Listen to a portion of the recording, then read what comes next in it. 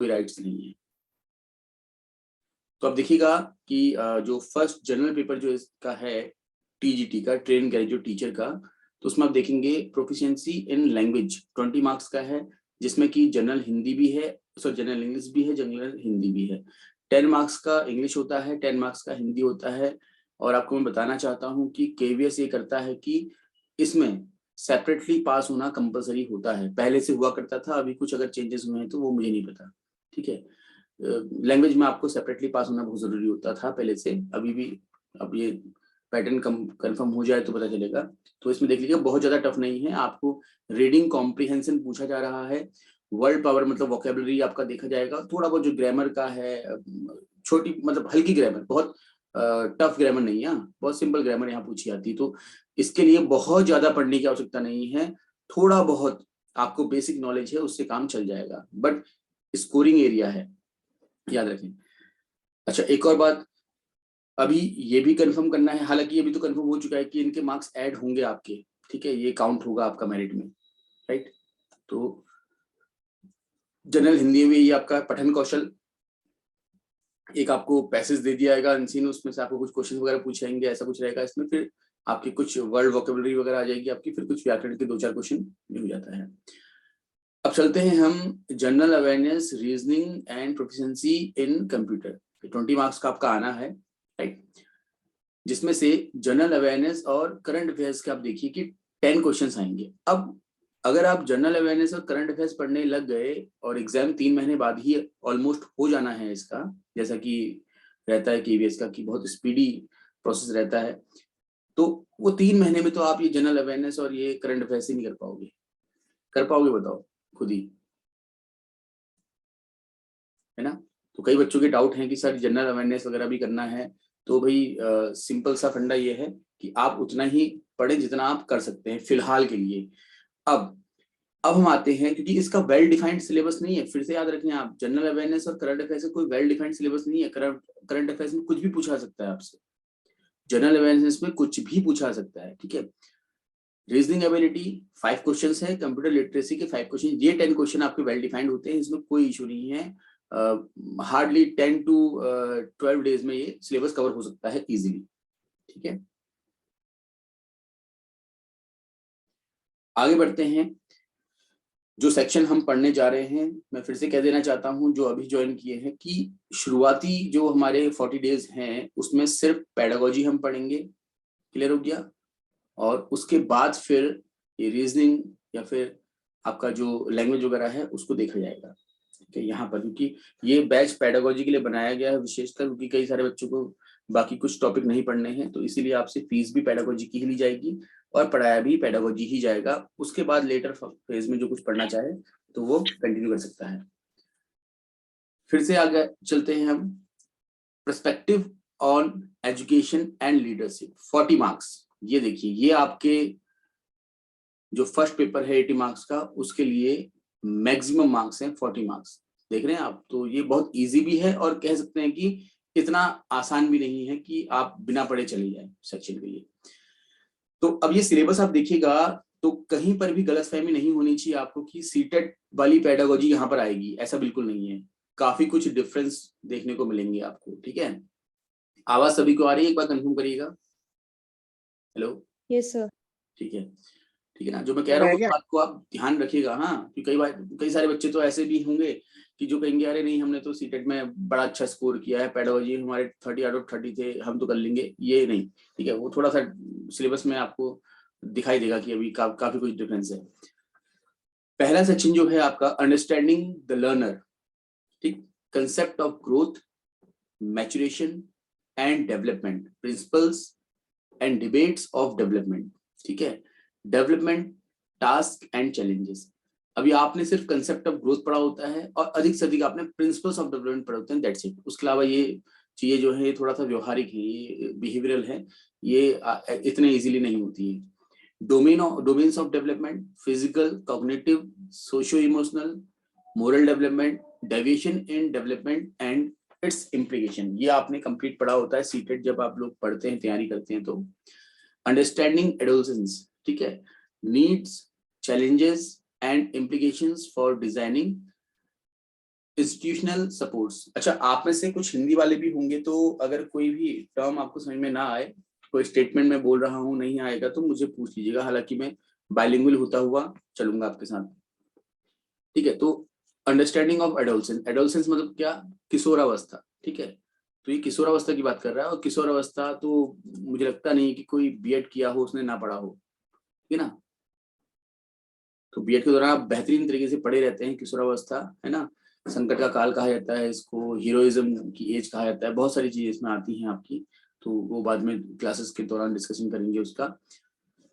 तो ये भी आपने पढ़ा होता है, ये भी पढ़ा होता है, ऑलमोस्ट इसमें से भी आपने 70% पढ़ा होता है। Role of primary and secondary socialisation agencies, ठीक है, इंश्योरिंग होम स्कूल कंटिन्यूटी। अब ये एज इट इज आपने नहीं पढ़ा होगा सीटेट के दौरान, क्योंकि थोड़ा सा बिहेवियरल टॉपिक है इसमें। आपके जो रिसेंट रिसर्च पेपर्स हैं या फिर जो नई थ्योरीज निकल करके आई हैं, उनको भी आपको थोड़ा सा देखना ही पड़ेगा, तभी एक अंडरस्टैंडिंग डेवलप हो पाएगी आपकी। ठीक है, और एक बात और याद रखें कि ये जो सिलेबस आप कर रहे हैं ना, इससे इसके साथ साथ या इससे पहले आपको कम से कम नेशनल एजुकेशन पॉलिसी 2020 तो पढ़ ही लेनी है। आप ये लेके चलिएगा, कम से कम 40 में से 3 से 4 क्वेश्चन तो उसी से डायरेक्ट, और 2-4 क्वेश्चन इनडायरेक्ट आने ही हैं उसमें से। ठीक है, तो उसको नहीं छोड़ना है आपने। तो जो बैच कंटिन्यू करेंगे उनको तो मैं पढ़ाऊंगा ही, जो नहीं करेंगे तो वो सेपरेटली प्लीज उसको जरूर पढ़ें।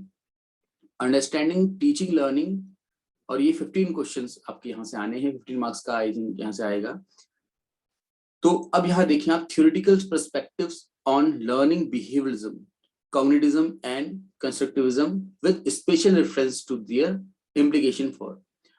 अभी यहाँ पर जो आप पढ़ते हैं ना, लर्निंग थ्योरीज वगैरह पढ़ते हैं, तो उसमें व्यवहारवाद पढ़ते हैं आप, संज्ञानवाद पढ़ते हैं, है ना, और रचनावाद पढ़ते हैं। तो ये 3 आपके आइडियोलॉजीज हैं जिसको ध्यान में रखते हुए एक पर्सपेक्टिव डेवलप होता है, और वो जो पर्सपेक्टिव डेवलप होता है उसका, ये जो नीचे आपके पॉइंट दिए हैं, इनके कॉन्टेक्स्ट में या इनके रेफरेंस में क्या इम्प्लीकेशन है। तो टीचर के कॉन्टेक्स्ट में, लर्नर के कॉन्टेक्स्ट में, और nature of student teacher relationship के। जैसे कि हम बात करें, छोटा सा एग्जांपल देता हूं, व्यवहारवाद के अनुसार शिक्षक का रोल क्या है, शिक्षक क्या करेगा, एक वातावरण निर्माण करेगा, और बच्चों के सामने अधिक से अधिक उद्दीपन यानी कि स्टिमुलस रखेगा, ताकि बच्चा उस स्टिमुलस के अगेंस्ट डिजायरेबल रिस्पॉन्सेस दे, और इस तरह से जो स्टिमुलस रिस्पॉन्स की जो बाउंडिंग है, उससे इनकी टीचिंग लर्निंग चलती रहेगी। यही तो होता है व्यवहारवाद में, बोलो हाँ या ना, क्यों। ठीक, इसके बाद रोल ऑफ लर्नर। अब लर्नर का रोल क्या है, टीचर का रोल अगर एनवायरनमेंट क्रिएट करना और स्टिमुलस प्रोवाइड करना है, तो लर्नर का रोल है उस स्टिमुलस के अगेंस्ट एक एप्रोप्रिएट रिस्पॉन्स देना। ठीक है, मतलब कि एक सही उद्दीपन दे पाना। उदाहरण के लिए, टीचर ने जो प्रश्न पूछा है, बच्चा कोशिश करे कि उस प्रश्न का एप्रोप्रिएट यानी कि उचित उत्तर दे पाए। ठीक, अभी मैं सिर्फ आपको सिलेबस समझा रहा हूँ, ठीक है, अभी पढ़ा नहीं रहा हूँ, ये बात आप ध्यान में रखें। तो ये चीजें हमने सब पढ़नी है क्लासेस के टाइम पे।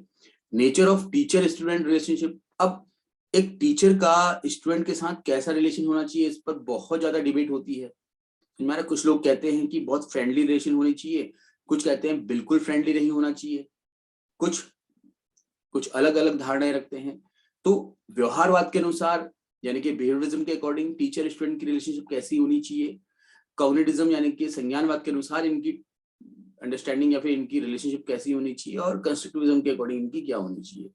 छोटा सा एग्जांपल, व्यवहारवाद में टीचर बहुत कुछ कर रहा है, बच्चों को पढ़ा भी रहा है, डायरेक्ट इंटरेक्शन कर रहा है, लेकिन कंस्ट्रक्टिविज्म में डायरेक्ट इंटरेक्शन टीचर का नहीं रहता है, वो एनवायरनमेंट क्रिएट करके छोड़ देता है, बच्चा खुद टास्क ओरिएंटेड लर्निंग करता है। मतलब बच्चे के सामने टास्क आता है, बच्चा उस टास्क को सॉल्व आउट करते हुए अपनी लर्निंग कर लेता है। ठीक है, चॉइस ऑफ देयर मेथड, कैसे मेथड्स, बिहेवियरिज्म के अकॉर्डिंग कौन से मेथड्स एप्रोप्रिएट रहेंगे, कॉग्निटिज्म के अकॉर्डिंग कौन से रहेंगे, और कंस्ट्रक्टिविज्म के अकॉर्डिंग कौन से रहेंगे। यही मेथड्स हैं जब आप सीटेट का पेपर देते हो, तो वहां पर हिंदी लैंग्वेज, इंग्लिश लैंग्वेज, या फिर आपका जो सब्जेक्ट होता है उसके पर्सपेक्टिव में आपसे मेथड्स पूछे जाते हैं, तो आपको सब्जेक्ट पर्टिकुलर के अकॉर्डिंग मेथड्स चूज करने होते हैं, समझ में आ रहा है। तो यही कुछ यहाँ पर भी देखने को आपको मिलेगा। क्लासरूम एनवायरनमेंट कैसा होना चाहिए, अंडरस्टैंडिंग ऑफ डिसिप्लिन पावर, मतलब कि डिसिप्लिन का मतलब क्या हुआ आपका, अनुशासन कैसा होना चाहिए, ठीक है। और पावर डिस्ट्रीब्यूशन कैसा होना चाहिए, टीचर के पास कितनी पावर होनी चाहिए, कितनी नहीं होनी चाहिए, ये सब कुछ यहाँ पर आपसे पूछा जाएगा। समझ में आ रहा है आप लोगों को? प्लीज एक बार कंफर्म करिएगा, ऐसा ना हो कि बस मैं बोलता जा रहा हूँ आप लोगों को समझ में नहीं आ रहा है। यस सर, आ रहा है समझ में। क्योंकि देखो आप लोग सब बीएड करके सीटेट करके यहाँ पहुंचे हुए, इट मींस कि ये जो टॉपिक्स है ये सब कहीं ना कहीं सबकॉन्शियस माइंड में या कॉन्शियस माइंड में आपके होंगे ही होंगे, तो उसको आप जल्दी ग्रैब कर लोगे।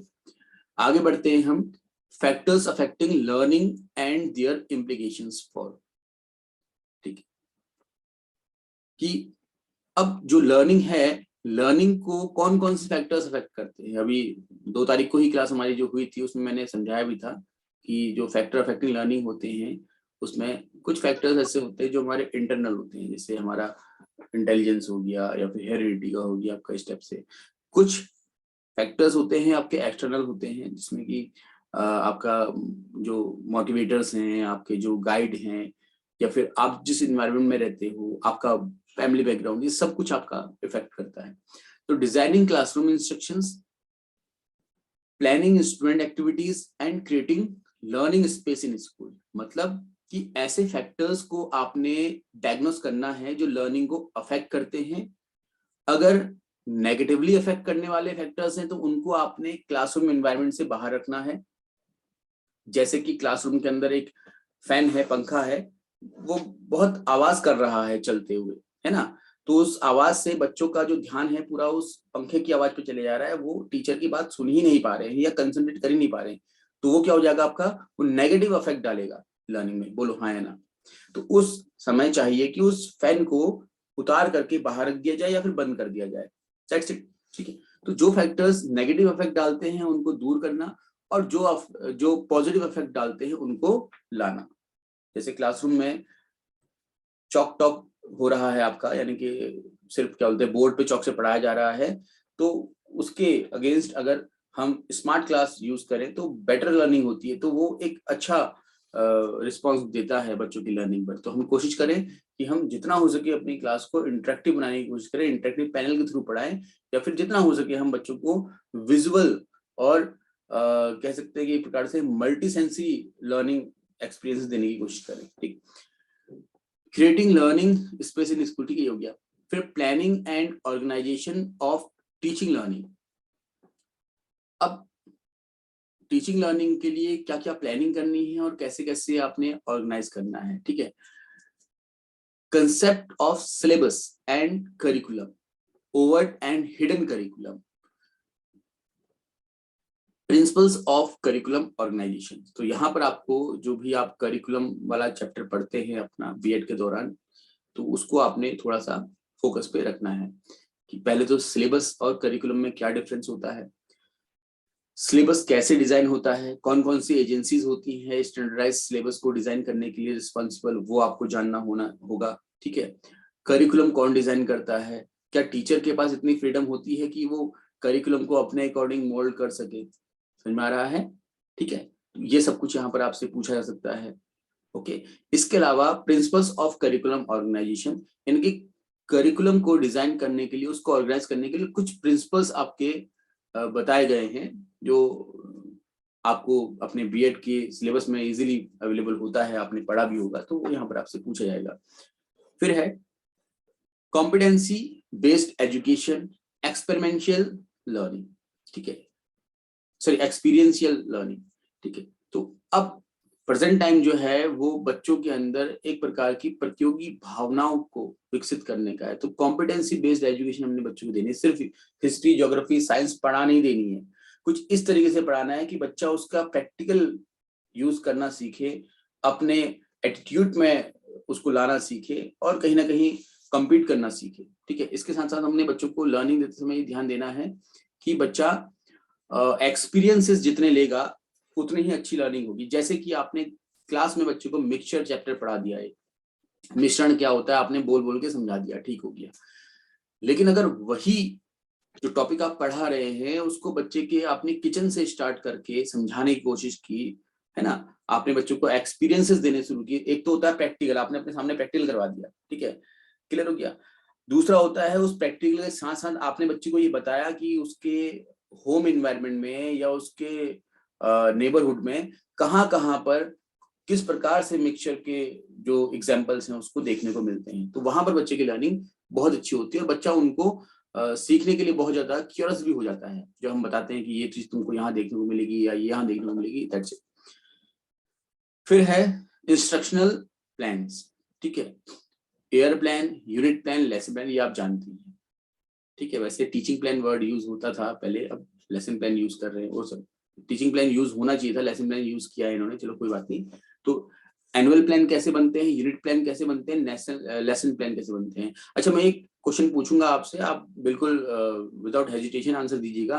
क्या आपको ऐसा नहीं लग रहा है कि आप बीएड में सेकंड सेमेस्टर में हैं और आप टीचिंग सब्जेक्ट पढ़ रहे हैं, टीचिंग ऑफ मैथमेटिक्स या फिर टीचिंग ऑफ साइंस या फिर टीचिंग ऑफ इंग्लिश, जो भी आपका है, और आपकी क्लासरूम के अंदर आपका टीचर फर्स्ट डे आपको सिलेबस ओरिएंटेशन करा रहा है और आपको वही कंटेंट देखने को मिल रहा है इसमें? बोलो हाँ या ना।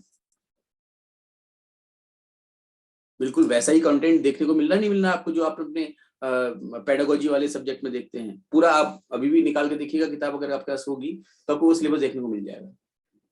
तो कुल मिलाकर के अगर आपने बहुत अच्छे से पेडागोजी पढ़ी है अपने सब्जेक्ट की या किसी भी सब्जेक्ट की, तो आप ये मान के चलिए कि केवीएस का जो ये पेडागोजी वाला सेक्शन है या कोई भी पेडागोजी सेक्शन, ये आपके लिए बहुत इजी होने वाला है, ठीक है। हाँ, कुछ टॉपिक्स थोड़े से आपके लिए नए से रहेंगे या फिर डिफरेंट रहेंगे, बट मोर और लेस आप इजीली कवर कर लेंगे इसको। फिर आता है इंस्ट्रक्शनल मटेरियल एंड रिसोर्सेज, ठीक है। टीचिंग लर्निंग मटेरियल वगैरह जो आप पढ़ते हैं वही है इसमें, कि उसमें कैसा होना चाहिए, उसकी कैरेक्टरिस्टिक्स क्या क्या होती हैं, उसके यूजेस क्या होते हैं, टीचर को कब कहाँ पर कैसे यूज करना चाहिए and all. Information and communication technology, ICT for teaching learning, ठीक है। आईसीटी क्या होता है, उसका रोल क्या है, कैसे वो टीचिंग लर्निंग को अफेक्ट कर रहा है। अगर आप देखें, मैं भी आपको ऑनलाइन मोड से पढ़ा रहा हूँ, ये कंप्लीटली आईसीटी का यूज हो रहा है। समझ में आ रहा है आप लोग, है ना? तो ये मोबाइल से हम जो पढ़ते हैं या फिर जो हम ऐसे ऑनलाइन क्लास करते हैं या फिर और भी कोई तरीके, जैसे आपके स्कूल में स्मार्ट क्लासेस होती हैं, इंटरेक्टिव पैनल से होती हैं या प्रोजेक्टर से होती है, सब क्या है, आपका आईसीटी ही है। तो टीचिंग लर्निंग इन्वायरमेंट में इसका बहुत बड़ा रोल है और कहीं कि आज की डेट में तो इसके बिना टीचिंग या लर्निंग थोड़ा सा ऐसा लगता है कि कहीं ना कहीं कुछ लैग कर जा रहा है, ठीक है। तो चाहे कोई ट्यूटर हो, चाहे स्कूल्स हो, वो सब इंटरेक्टिव क्लासरूम डेवलप करने के लिए आईसीटी का यूज कर रहे हैं। तो इससे जरूर क्वेश्चन पूछेगा आपसे। हाँ, इवैल्यूएशन पर्पस, इवैल्यूएशन बहुत इंपॉर्टेंट है। देखिए, आप पढ़ते हैं सीसीई, है ना, कंटिन्यूअस एंड कॉम्प्रिहेंसिव इवैल्यूएशन, ठीक है। तो मैं ये मानता हूं कि 40 में से 40 में से कम 2 क्वेश्चन या फिर उससे ऊपर 2-1 क्वेश्चन और यहां से जरूर पूछे जाएंगे आपसे, ठीक है। Evaluation, assessment, measurement, diagnosis, testing, ये कुछ सिनोनिमस या कहे कि अप्रोक्सीमेट सिनोनिमस जो टर्म्स हैं, इनको समझना बहुत जरूरी है ना।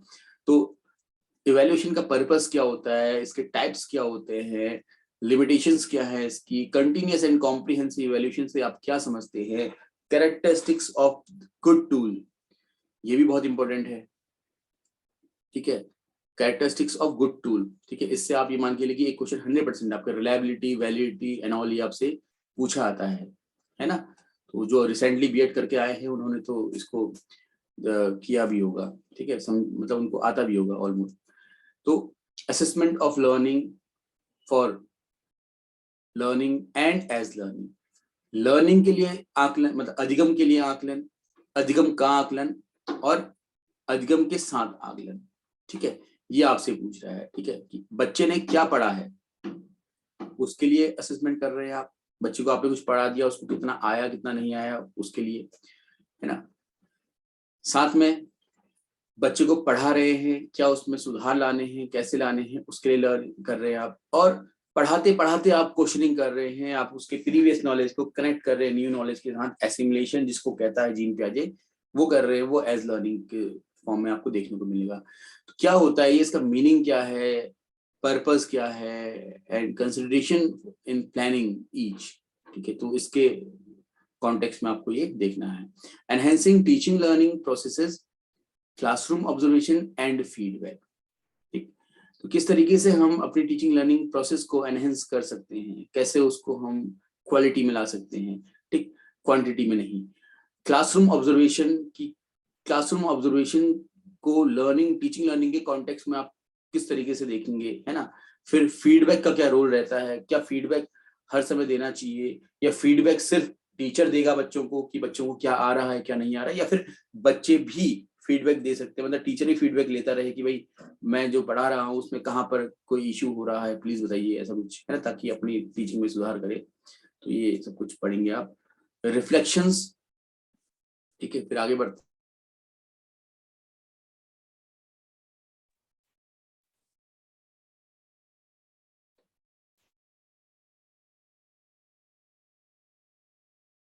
काफी बड़ा सिलेबस है ये, ठीक है।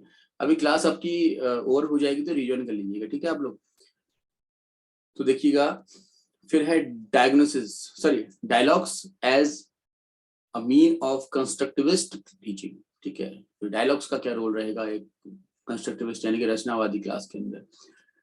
क्रिएटिंग कंडीसिव लर्निंग एनवायरनमेंट, ये 6 मार्क्स का आएगा आपका, कि कैसे आप लर्निंग एनवायरनमेंट को डेवलप करते हैं आप। मेरा मानना ये है कि यहाँ पर ये आपका एप्टीट्यूड चेक करेगा, ठीक है। कुछ ऐसे बिहेवियरल क्वेश्चन, सिचुएशनल क्वेश्चन दिए आएंगे जिसमें आपको आंसर देना होगा, इसको किताब से पढ़ के नहीं कर पाएंगे आप।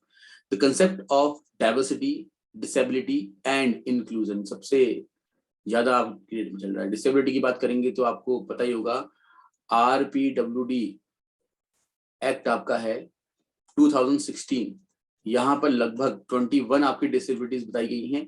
ये जरूर पढ़ना होगा आपको, इसके लिए एक क्वेश्चन मैं मान के चलता हूँ कि इससे 100% पूछेगा आपसे वो, ठीक है। डिसेबिलिटी का टाइप पूछ सकता है आपसे इस टाइप से, इसको नेग्लेक्ट नहीं करना है, ठीक है। सिर्फ डिसेबिलिटी क्या होती है समझ कर काम नहीं चलेगा, आपको पूरा एक्ट पढ़ना पड़ेगा। मेरी बात समझ रहे हैं ना आप लोग, क्योंकि अभी आप सीटेट क्वालिफाई करने के लिए नहीं पढ़ रहे हैं, अभी आप KVS में एग्जाम क्रैक करने के लिए, मेरिट में आने के लिए पढ़ रहे हैं, तो वहां पर एक एक मार्क्स आपका बहुत वैल्यू रखता है, ठीक। आगे बढ़ते हैं, इंक्लूजन क्या है आपको ये समझने की जरूरत है। फिर implication of disability as social construct, types of disability आ गया यहाँ पर टॉपिक, देखो टाइप्स मैं कह ही रहा था आपसे, देयर आइडेंटिफिकेशन एंड इंटरवेंशंस, ठीक है। Concept of school mental health, addressing the curative, preventive and promotive dimensions of mental health for all students and staff.